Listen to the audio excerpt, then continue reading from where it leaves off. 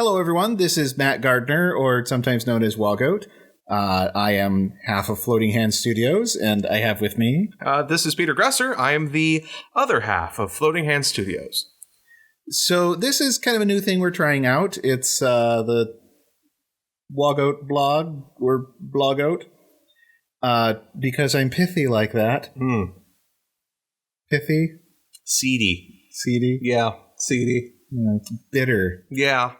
Like a pith. Yep, lemony fresh. Anyhow, hi. Yes, so trying to get more regular content on the page, and I figured this is kind of a good way to keep in touch with everybody, see what people are interested in, and just open up communication. That sounded really like a brochure that they hand you at the all hands meeting at work. The purpose of this is to synergize. And amortize. Ooh, yeah. Amortization. Also, results. Location. Do more with less. Do less with nothing. Everybody's been fired, and we still expect productivity. You're fired. We'll see you tomorrow. Come on in. You'll be working for free. Internship. Anyway, the point. This is 2015. It marks 10 years from the first cartoon that we did that anybody really took notice of, which is our first X-Men parody, Death Becomes Them. Mm-hmm. Before that, we had done a couple shorts on Newgrounds and tried to do a series called Inania, and it got a little bit of traction, but the X-Men one just kind of exploded. If you combine all the stolen versions, it's easily hit more than 1 million views. Yeah. Talk about, a reflection of the modern era. If you combine all the times that our work has been stolen, remember, kids, reblog, don't repost. So, it's been 10 years, which is kind of crazy if you think about it. And so it's worth examining how we made it and how we got to the idea of doing an X-Men cartoon. Yeah, it was rather spontaneous. We were working on the third Inania cartoon that never came out, for reasons that'll be explained in this story. There was a sequence in it that was animated by hand. It was kind of a Pokemon parody, and I was drawing everything by hand and scanning into the computer. And we lived in this rickety old house. And it was literally falling apart. Yeah, when we were living there, everybody said, it's going to be so great. You're going to live in this, historic house. It's 80 years old. It's in an historic neighborhood. Super neat. And absolutely nobody says at the time, by the way, it's going to have 80-year-old problems. And so... it was a disaster, an absolutely unmitigated disaster. And as Matt mentioned, things would just break for funsies, I guess. An airplane flies overhead and the house is like, oh my heavens, what's that? It's a big metal bird. And it would just, crash. So I was working on my computer, and as I'm sitting there, a piece of cabinetry, just a small plank of wood from the cabinet, falls off and lands directly onto my scanner, like vertically, just straight down, and just shattered the glass. The thing was completely unsalvageable. So I would routinely call Matt from the office. Matt was working at home, and I was at an office at that point. And I would say, how's the day? How are you doing? How you going? So I call him, and it's this low growl. It wasn't words at that point. I don't think he had formed words since the accident had happened. Now, I was in a bit of a blind rage. Yeah. Because I did not have the money to replace it, and it just wasn't salvageable. Now, what I did have is this off-brand Wacom tablet. It wasn't Wacom. I don't remember what brand it was, but it was tiny, bright blue, and terrible. It took 2 AA batteries, so imagine how heavy that stylus is. Mm-hmm. Also, immediately upon screwing it tight, it cracked under its own pressure, and so you had to tape it shut to stop the batteries from falling out. And I had never gotten the hang of it because the line would jump around a lot and it would just take about 1 billion undos. I find out years later when I finally buy a real Wacom that it was just a crappy tablet. But I didn't know that at the time. I thought, oh, it's just a learning experience. So I figured I am going to learn how to use this thing, and I am going to make something, anything, and finish it in 24 hours because I had the next day off of work. I just needed to be productive so I wouldn't be angry. So Pete gets home. I tell him, I wrote the script. We're going to record it tonight, and I'm going to get this done in 24 hours. So let me insert here. The reason why we say that, I'm going to record it. So Matt does, between the two of us, all the animation, the character designs, all of that is Matt, just 100% of the time. I do more of the sound work. So the reason behind that is because, I'm a musician. I also worked in radio for a few years. I have the equipment for that. Matt has the art equipment. So he says, we're going to record this tonight. And I thought, okay, we'll get something done. He said, no.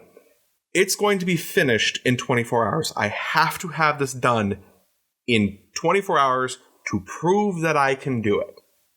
Which is why they don't have arms. They don't have mouths. Yeah, that was the origin. The whole thing was just designed to be done so I could have a finished product in as just reasonably quick as possible. Mm-hmm. The crappy tablet is also why everything is so weird and lumpy in the old ones. But yeah, so Pete gets home in the middle of writing this. I've got it all sketched out in just kind of like a comic form on a page. Mm-hmm. And we're going to record this. And it's getting late. Pete's got to go to bed to get to work. But I'm like, no, we have to have this recorded tonight because otherwise I just won't have anything to do tomorrow. At the time I started working... I think it was my shift started at like 6:30 in the morning. So pretty early. And at this point, by the time that the script is ready to go and Matt's gotten the initial character designs finished and, when you work in Flash, you have the basic frames for the animation ready to go, but you don't have necessarily... Yeah, the symbols. I didn't even do... I had drawn sketches of them at night, but I didn't touch Flash till the next day. Okay, so... At this point, it's, getting to be 11:30 in the evening, and so I am tired and punchy. Yeah, and so we record the voices, and it's pretty straightforward. Yeah. I did my voices. I do Magneto and Cyclops, and those were pretty straightforward. Pete did Kitty, which is basically just Quinn from Daria. Yeah. Daria! Beast was... my voice pitched down. Yeah, and it was going for a bit of a Kelsey Grammer vibe before they cast Kelsey Grammer, actually. But then again, that was the voice everybody had in their head for Beast. Have they not cast Kelsey Grammer at that No, that was well before the second movie, or the third movie. I thought that he was in the second. No, Beast... Dr. Hank McCoy is on a TV in one of the movies, but it's by just some guy. Yeah, well, so is Kelsey Grammer. No. So we have everybody pretty much figured out, and then we decided to do Wolverine last because it's just going to be growly voice, and that's going to wear you out. Once you're done doing that, you don't want to do anything else because your voice is all scratchy, and it's just not working. We're tired. We're punchy. Wolverine, for as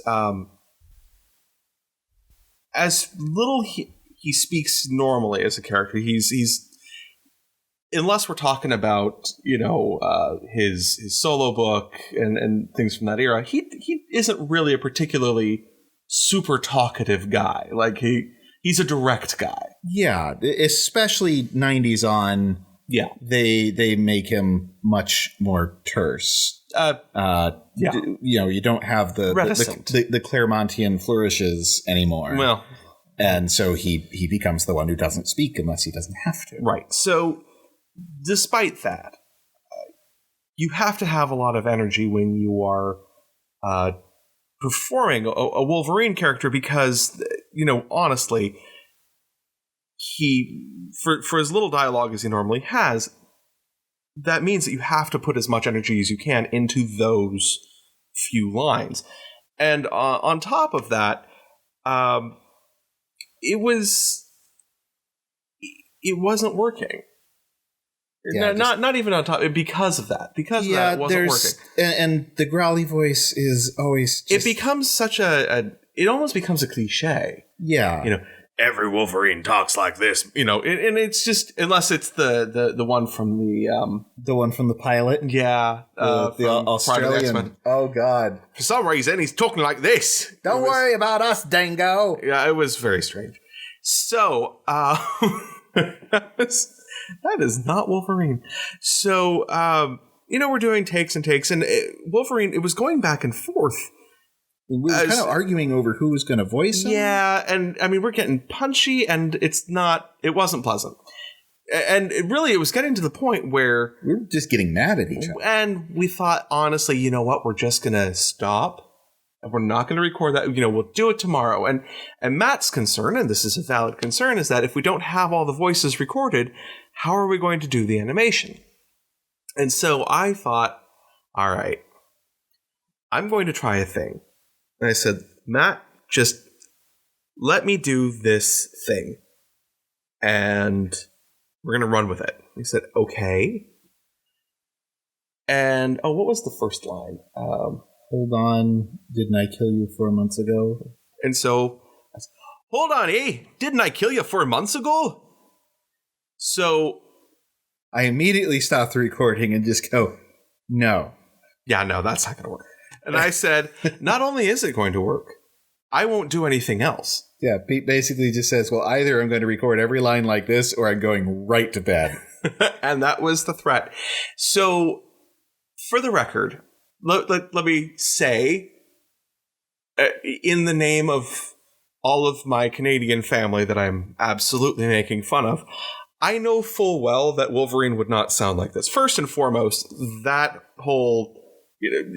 the Bob and Tom, the McKenzie brothers, that accent is very much Eastern Canada, and Wolverine is Western Canada. He is from BC, so he would not sound like this at all. But it is funny.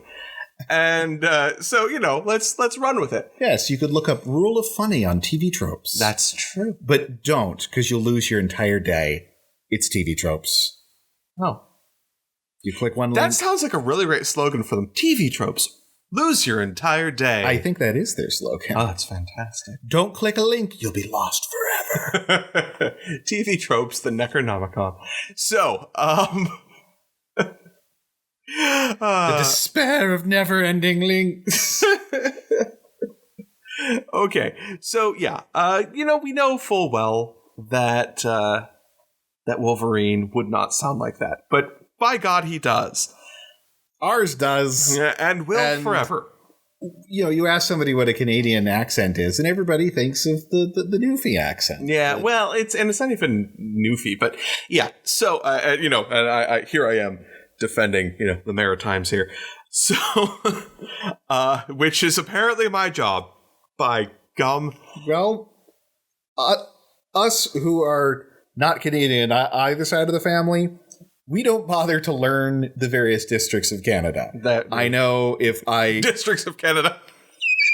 This is some Hunger Games shit right here. Yeah. I do know that they compete to see who gets the poutine for the year. Oh, yeah, okay. Yeah, what I knew of Canada growing up in Illinois is that once I'm 18, I could drive north for a couple hours and get a beer and be carded and still not be illegal, and then drive back south. Drunk. Yeah. No. Okay. I never...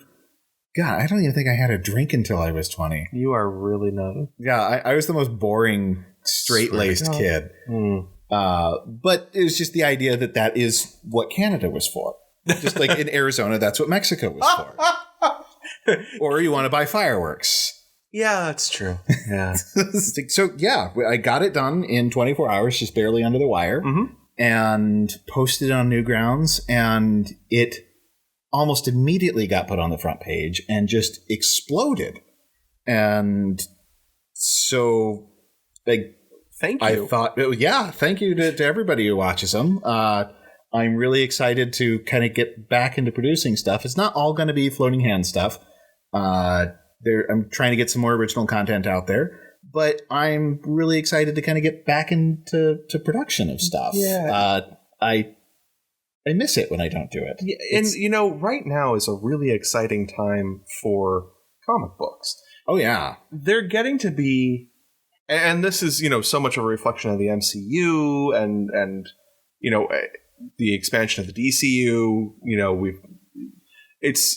Comic books are becoming kind of in. You've got them everywhere. And so we're happy because it means we have more and more stuff to pick from, for inspiration. Well, for actual inspiration. Well, yeah, we have more stuff to make fun of, and on top of that, we love reading comics. And right now, there is if you don't like the mainstream stuff, there's so many outside of the big two. There's so much stuff out there, but that's a topic for a whole other time.